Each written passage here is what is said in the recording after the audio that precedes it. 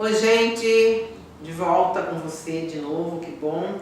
Vamos falar hoje de um outro capítulo que eu escrevi, que consta desse livro, que é o namoro na infância. Este capítulo retrata a dificuldade do adulto de poder responder perguntas, de poder responder às curiosidades infantis no que diz respeito à sexualidade, né? E por que será que o adulto tem essa dificuldade? Por que será que o adulto não pode ouvir aquela pergunta e poder de fato entender a pergunta só a que é feita, não aquilo que está na cabeça dele? Porque quando a criança pergunta assim, mãe, de onde eu vim? Ela já entende que ela tem que explicar todo o ato sexual para poder chegar no parto propriamente dito. Ou seja, não é nada disso, né? Na verdade, o que a gente precisa explorar é o que a criança sabe sobre aquilo que ela pergunta, para que a gente, a partir da própria resposta que ela dá, a gente saiba responder complementando essa resposta.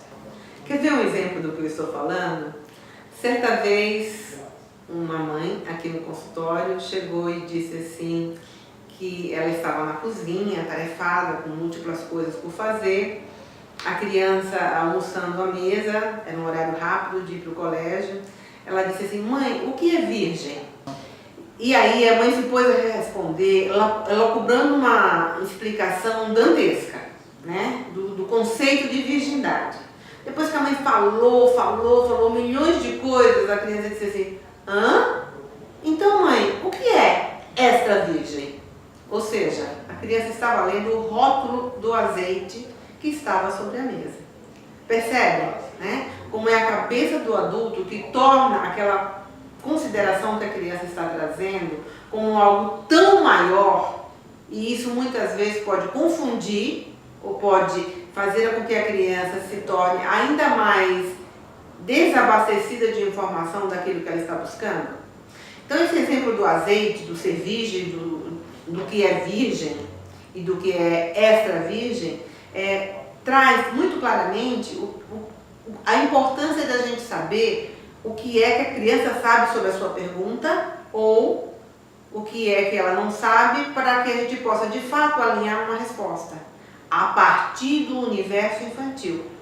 Porque a sexualidade para o adulto é erotizada, né? A sexualidade para a criança é uma curiosidade que ela precisa ter respondida de um modo objetivo, assertivo, curto, para que então ela possa fazer reinar no seu universo essa resposta. E a partir dessa resposta, outras perguntas virão e outras respostas também deverão vir.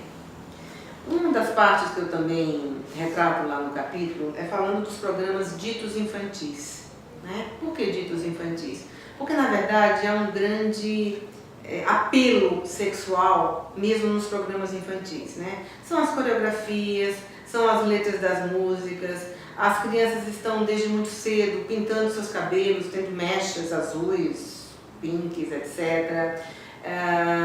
As crianças estão maquiadas, as crianças estão usando salto, as crianças estão se despersonificando, né? Se tornando mini adultos. A gente inclusive vê isso até entre os famosos, né? As crianças muito parecidas, inclusive na vestimenta, com suas mães, com seus pais, e aí elas vão ficando confusas, por quê? Porque ela não tem maturidade ainda para entender esse universo preconizado e dito que ela precisa viver. Porque ela é a filha da fulana, a filha do cicrano, e consequentemente tem que mostrar logo uma energia que ainda não é própria pela própria idade. E aí a gente tem assim, né, muitas vezes, né, já vi isso em alguma situação social, tios, né, e padrinhos. E aí chegou, e aí, beleza, fez aquele negócio assim, aquele gestual próprio, né, dos jovens e até de algumas crianças. E aí, tá pegando? E a Carol, né, tá de boa com ela? Né, já deu lá um selinho, aí outra pessoa disse, não, ele já beija de língua.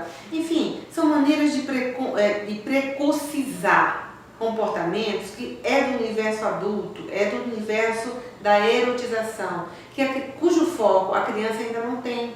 Por quê? O que ela tem que viver, o que ela tem que fazer com que a sua energia pensante e afetiva sejam dirigidas é para o aprendizado escolar. Não precisa ser nerd, mas precisa focar no aprendizado escolar. E à medida em que ela tem que focar no próprio corpo, não tendo maturidade, não tendo hormônios para esse foco, e ela sendo exigida pelo social, por alguns parentes até, ela tem que responder a uma condição que ela não está pronta para tal. E aí ela vai vivendo confusões e vai se perdendo. O universo adulto e o universo infantil ficam misturados, né? Ela vai tendo que reproduzir cenas que não é do interesse, mas é da curiosidade, e sendo da curiosidade ela quer reproduzir, e assim sucessivamente ela vai caminhando por um percurso que não é próprio dela, porque ela ainda está imatura para responder a tanta demanda que o universo adulto, na sua mentalidade adulta, está precursizando para ela criança, e consequentemente ela se torna perdida, confusa, porque ela não tem maturidade para responder a tanta demanda sexualizada. Então, novamente, eu convido você a conhecer mais desse conteúdo aqui nesse livro, que é um dos capítulos que eu me dediquei a produzir.